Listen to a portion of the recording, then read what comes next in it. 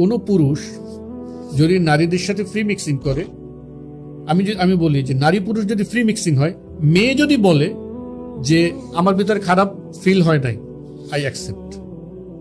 কিন্তু ছেলে যদি বলে যে আমার ভিতরে খারাপ কোনো রকম কোনো কখনোই জাগে নাই, ডার্টি ফিলিং, ঠিক আছে, তাহলে আয়দারও নপুংসুক, ঠিক আছে, অথবাও মিথ্যে কথা বলছে, দুইটা যে কোনো একটা। কারণ ছেলেদের মাইন্ডসেট হলো গিয়ে আপনার সেক্স ওরিয়েন্টেড, ঠিক আছে, মেয়েরা হলো ভালোবাসা, আবেগ, এগুলো ওরিয়েন্টেড। তারা সেক্সুয়াল মানে এঙ্গেজমেন্ট, এটা তারা অধিকাংশ ক্ষেত্রে চিন্তা করেন, অ্যাজ লং এজ তাদের যদি মনস্তাত্ত্বিকভাবে বিকৃতি না ঘটে। নর্মালি এরকম হয় না, মেয়েরা ওই সাইকোলজির না, ঠিক আছে। সো এখানে তারা যখন বলে যে আমাদের কোনো রকম ফিল হয় না, ঠিক আছে, এটা প্রথমত মিথ্যা কথা বলে, অথবা সে নপুংসক।